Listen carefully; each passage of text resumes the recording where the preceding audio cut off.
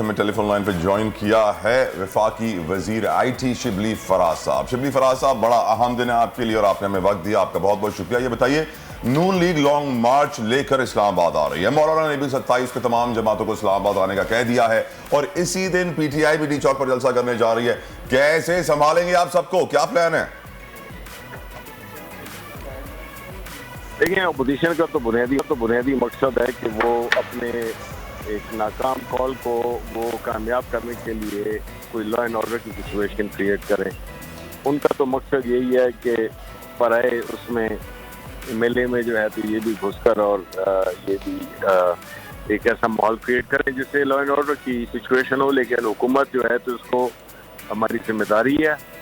کہ ہم امن و امان کو قائم رکھیں اور اس آبجیکٹیو کو اچیو کرنے کے لیے ہم تمام قانونی جو اپنی ہمارے پاس آپشنز ہیں ان کو استعمال کریں گے۔ رائٹ، کچھ ٹیکنیکل آواز کچھ خراب ہو رہی ہے، ہم اس کو بہتر کرنے کی کوشش کریں گے شاید جی، لیکن یقیناً آگے چل آواز آ گئی۔ جی اچھا جی، میرا یہ سوال ہے آپ سے فراز صاحب کہ بتائیے کہ تحریک عدم اعتماد سے متعلق حکومتی حلقوں میں جو پریشانی نظر آ رہی تھی وہ پریشانی او آئی سی کانفرنس کے بعد اعتماد میں تبدیل ہو گئی ہے۔ آپ کیا لگتا ہے کہ انٹرنل کچھ معاملات طے پائے گئے ہیں، کچھ تبدیلیاں آئی ہیں انٹرنلی؟ دیکھیں، کچھ کو ہوگی لیکن عام سارے جو میجورٹی تھی ان کو پریشانی نہیں تھی۔ ایک تو یہ کہ ہم سمجھتے ہیں کہ ہم ایک اخلاقی قوت ہمارے ساتھ ہے، اور دوسرا یہ کہ جو اپوزیشن نے جس طرح سے آپ کو ایکسپوز کیا ہے مختلف ادوار میں، اور خاص طور پہ ابھی جس طرح کے وہ اقتدار بانٹنے کے لیے ایک دوسرے کے ساتھ اکٹھے ہو گئے، ایک دوسرے کو عہدے بھی دے دیے، لیکن عوام کے لیے انہوں نے کچھ بھی نہیں رکھا اور نہ اس کے بارے میں کچھ سوچا بھی۔ تو ظاہر ہے کہ ہماری لیڈرشپ پرائم منسٹر سے ہمارا کانفیڈنس جو ہے تو ہمارے اپنے لیڈر سے ہم ڈرا کرتے ہیں، اور ہمارے جو لیڈر ہیں کپتان عمران خان، وہ ہمارے بنیادی طور پر ہمارے کانفیڈنس کی وجہ ہے، اور ہم انشاءاللہ جو ہے تو ان کو یہ ایک جنگ ہے جو کہ ہم نے یہ شبلی صاحب نے فرمایا کہ وہ کانفیڈنس لیتے ہیں اپنے لیڈر عمران خان سے، اور عمران خان کانفیڈنس لے رہے ہیں اس وقت اسمبلی سے۔ خیر، آپ یہ بتائیے، آپ نے اعتماد کی بات کی لیکن کانفیڈنس کی کوئی وجہ بھی ہوتی ہے، اندرونی خانہ کچھ کہا جا رہا ہے کہ کچھ چل رہا ہے، کوئی کھچڑی پک رہی ہے، ایسا تو نہیں؟ وہ تو ظاہر ہے میں آپ کے ساتھ شیئر نہیں کروں گا ٹیلی ویژن پر، لیکن ہمارے اعتماد کی بڑی وجوہات ہے۔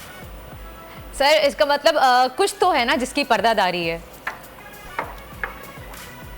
بالکل ایسی ہی سمجھ لیں۔ یہ بتائیے، او آئی سی کانفرنس پر اپوزیشن کی دھمکی کے بعد آپ نے دعویٰ کیا تھا کہ اپوزیشن ایک کال پر لیٹ گئی، کیا ایسی ہی کوئی کال پھر سے تحریک عدم اعتماد سے متعلق بھی آ سکتی ہے؟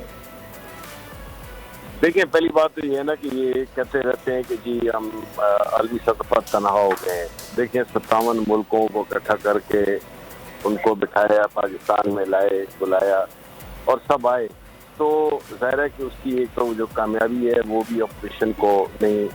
ہضم ہو رہی، وہ کہ بلاول بھٹو نے پوری کوشش کی اس کو سبوٹاج کرنے کی، اور اپوزیشن جماعتوں نے کی، لیکن الحمدللہ بڑی کامیاب کانفرنس ہوئی، اور ظاہر ہے کہ ہمارے ملک کا ایک مقام ملا ہے، اور سمجھتے ہیں کہ انشاءاللہ یہ پاکستان کی بہتری میں ہوگا۔